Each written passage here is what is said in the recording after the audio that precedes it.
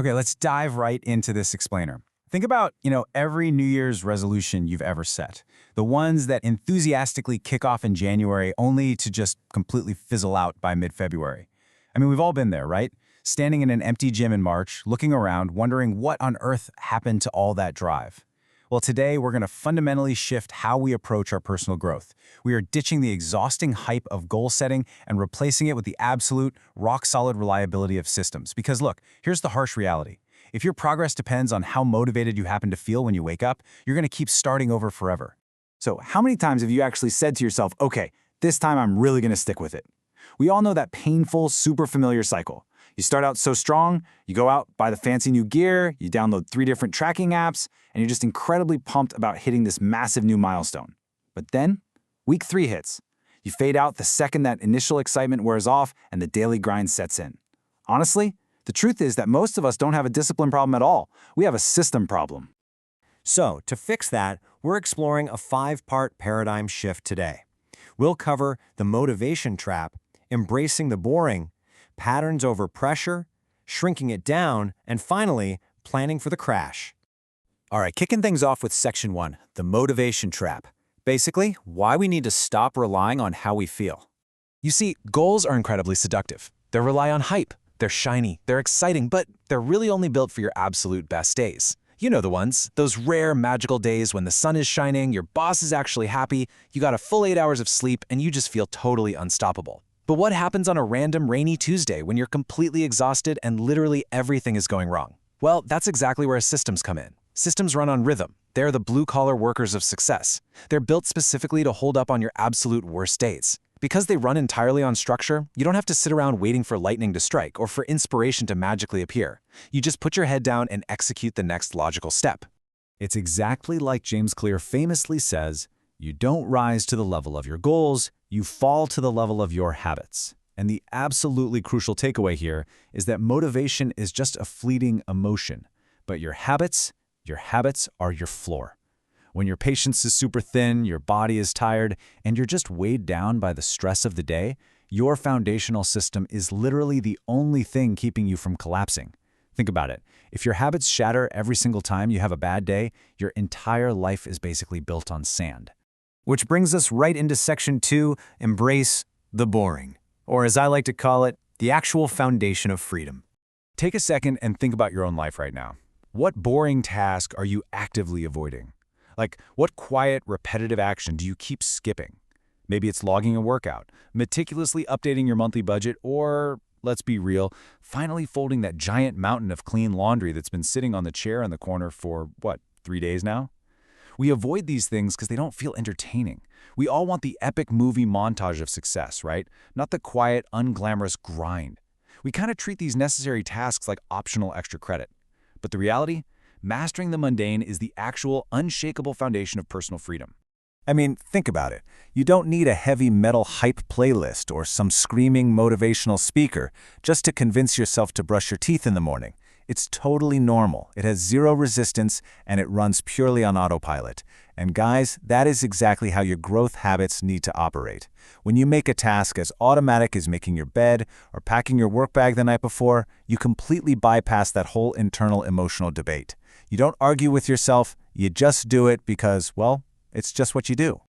Moving on to Section 3, patterns over pressure. It's time to quiet the mental noise. So if you wake up, roll over, and instantly grab your phone to check emails or scroll social media, you're basically letting pressure run the entire show. And pressure is purely reactive. It feels scattered, and it basically relies on this constant, exhausting drip of adrenaline just to get anything done. You end up feeling like you're always putting out fires. A pattern, on the other hand, is predictable. It's highly intentional. Sure, it relies on discipline, but it provides this gentle, really reliable pull into focus.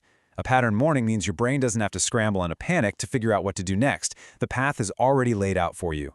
And you can actually take back control of your day by following 3 super straightforward steps to create that mental clarity.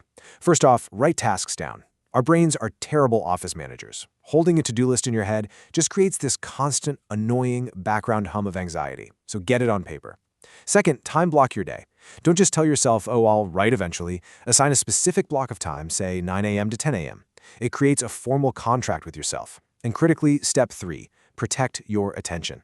Look, we live in an economy literally designed to distract us. Turning off the noise is a superpower. Leave the phone in another room, close all those extra browser tabs, and give your focus the actual respect it deserves. Okay, jumping into section 4, shrink it down. This is all about taking action without emotion. We all love big, audacious ideas. They're great for inspiration, but honestly, they can completely paralyze the executing mind. When you look at a massive goal, like, say, writing a full-length book, your brain just panics at the sheer volume of work. But if you take that massive vision and shrink it down into a tiny, repeatable daily system, like simply writing 500 words a day, you completely remove the fear. The exact same goes for your health. Losing 30 pounds feels downright impossible on day 1.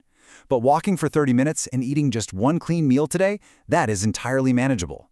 Shrinking the goal literally kills the mental debate that breeds all of our procrastination. Imagine just telling yourself you only have to do 10 push-ups today. That's it. You don't even need to put on gym clothes. You don't need to drive across town to a fitness center. You can literally drop down and do them in your pajamas right next to your bed. Doing just 10 push-ups is the perfect example of a step so tiny, so ridiculously small that your brain simply won't fight it. Because the task lacks friction, it doesn't trigger that usual emotional resistance. And that is the secret. It allows you to easily build a forward momentum even on days when you severely lack motivation.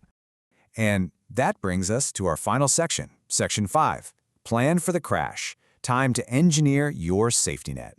A lot of people love building streaks, and man, that is a dangerous game. Streaks demand absolute perfection. They feel amazing right up until life inevitably happens. The exact moment you get sick or you have to work late and you miss just one day, the red line breaks, and the emotional toll of breaking a long streak is massive. You start to spiral, you feel like a failure, and often you just quit entirely. A real system, however, it actually expects failure. It knows you're human. It doesn't shame you when you miss a workout or eat a donut. Instead, it gently resets you for the very next task without any of that destructive emotional drama. So you need to actively design a safety net that edges you and bounces you right back up. You do this by defining your fallbacks. You keep the habit alive with an absolute minimum effort. If you're having a terrible, exhausting day, please don't force a grueling hour-long gym session. Just commit to a 10-minute walk around the block. This simple act isn't even about burning calories, really. It's about preserving your identity. You are proving to yourself that you're still the kind of person who shows up. It preserves your momentum so you never, ever drop all the way back to zero.